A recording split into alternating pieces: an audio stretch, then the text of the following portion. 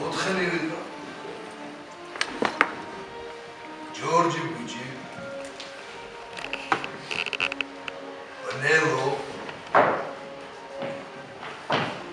კოსტა. დამე.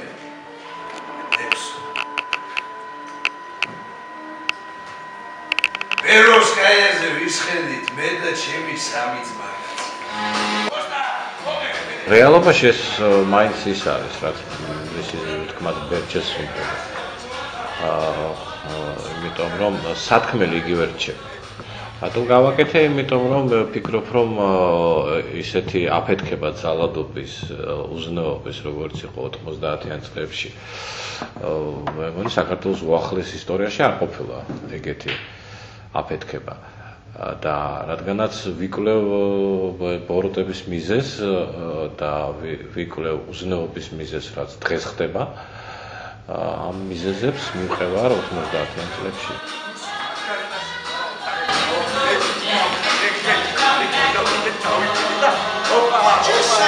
ის ფაქტი, რომ სპექტაკლზე ბილეთები იყიდება უკვე ერთი კვირით, ორი კვირით ადრე, უკვე მეტყველებს მაყურებლის რეაქციაზე და ეს არ არის მარტო სათაური, იმიტომ რომ მარტო სათაურზე მაყურებელი შეიძლება მოდიოდეს პირველ ორ სპექტაკლზე და არა დაუშვათ მე-10-ზე და მე-15-ზე. ესე იგი მაყურებელს მოწონს, ხო? რა თქმა უნდა, ცალსახად ერთნაირად არც ერთ სპექტაკლს არავინ არასდროს არ ღებულობს.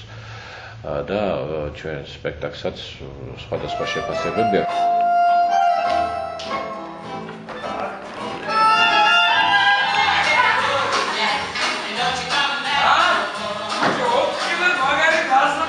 მე შემიძლია ვთქვა, რომ სპექტაკლი ძალიან მძიმე სპექტაკლია, იმ თვალსაზრისით, რომ ძალიან ძიმდება, მე ვფიქრობ, სპექტაკლის შემდეგ მაყურებელი, მაგრამ ის ერთი წამითაც არ იწყენს და ის ძალიან იტენება ესთეტური თვალსაზრისით. ამ ხრივ მე მგონი ეს სპექტაკლი ძალიან საინტერესოა.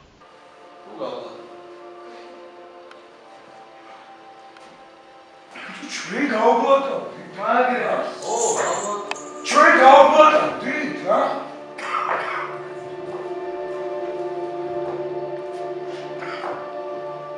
ხო, ჩვენ გავაბლოკავთ, რა?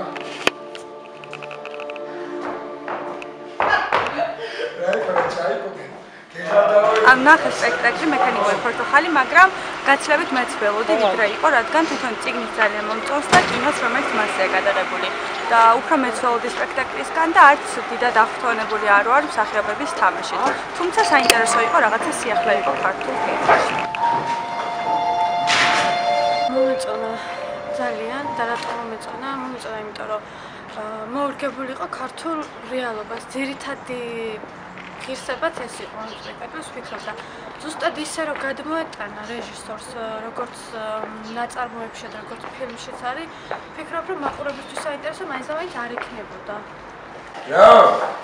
ქიმიის მასწავლებელი ხარ, ვიცი რა? არა? 18 წლამდე დაიშრობოდნენ, რომ ჩემი აზრით ეს იყო ალბათ მაინც უფრო რაღაც სარეკლამო ხანძრაც ალბათ. ანუ ისეთი ძაფრის სცენები ნამდვილად არ ყოფილა, რაც აქამდე 18 წლამდე ბავშვებს არ უნდა ყოფილიყო. აი ესე რა? სხვადასხვა სითხეებს ერთმანეთში აურევდით ხო? მე მაგაცობას მოვაკვირდი.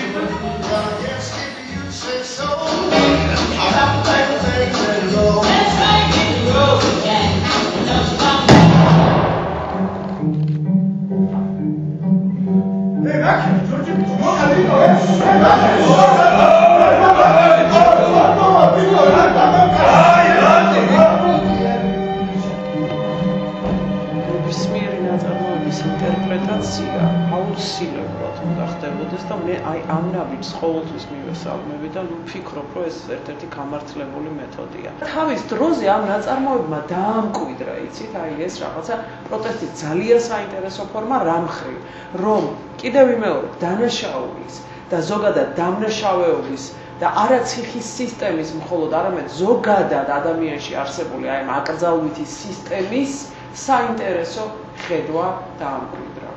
და რა პრეტენზიებიც არ უნდა გაგვაჩნდეს ამა თუ იმ ნაწარმოების მხატვრული ინტერპრეტაციის მიმართ სცენაზე, მე აუცილებლად და კატეგორიულად მივესალმები იმას, რომ ის ყოველთვის აქტიურად წაკითხები და დაგიგება.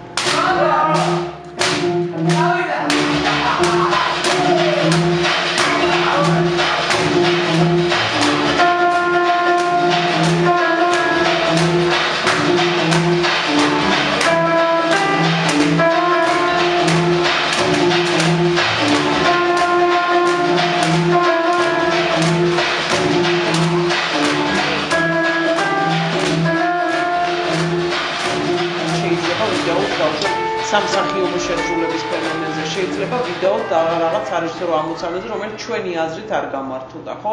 ამაზე დიაცოდნეებიც მუდმივად და ძალიან ჯანსაღად კამათობენ. ეს გასაგებია. მაგრამ ზოგადად მე რა არ მესმის, იცით, აი ლაპარაკი და საუბარი 24 საათი იმაზე, რომ აი იდეამ არ გაამართლა და არ შეიძლებოდა აი ამ ნაწარმოების ესე გადმოქართულება და არა პირიქით, რა თქმა უნდა, შეიძლებოდა. 90-იანი წლების საქართველოს მოდელია რა მოცემული. ამას დიდი მნიშვნელობა აქვს. ამ პერიოდის მიმართ ყოველ ჩვენთაგან საკმაოდ ფრთხილნეული განცდა აქვს, მაგრამ ერთმნიშვნელოვნად შეფასება იმისა, რომ აი ეს არის ნარკომანიის ამ შავ-ბნელ წლებში არსებული თემის რაღაცა გამოძახილი და გამოხმაურება, აი ეს არ შეიძლება. უპირველეს ყოვლისა, ეს აგდებს მაყურებელს ცუდ მდგომარეობაში და ის ფიქრობს, რომ აი სწორედ ამის გამო არასასიამოვნოა ყოველივე ამის ყურება. ამბავი დამნაშავე ესე. აი ფორმულირება არის ესეთი, სხვა დანარჩენი ყველაფერი და მთელი ის უდიდესი ძალიან მძიმე დრამატურგიული ფონი, რომელიც ამას ყველაფერს საფუძვლად უდევს, მოშორებულია. და მე მაინც ვთვლი, იცით, რომ ავთოს ამ იდეამ სწორედ ეს ფონი უნდა გააცოცხლოს და ძალიან კარგი, რომ კიდევ ვიმეორებ, ეს ქართულ სინამდვილეში გადმოვიდა და არ დარჩა დაუშვათ აი იმ ზედაპირზე, როდესაც უცხოური ან არაუცხოური დაუშვათ ამბდება ქვეყნის დრამატურგები, ესე იკითხება, რომ უბრალოდ აი იქ მომხდარი ამბავია და მორჩა სხვა დანარჩენია. ამიტომ ეს ჩემთვის საინტერესოა.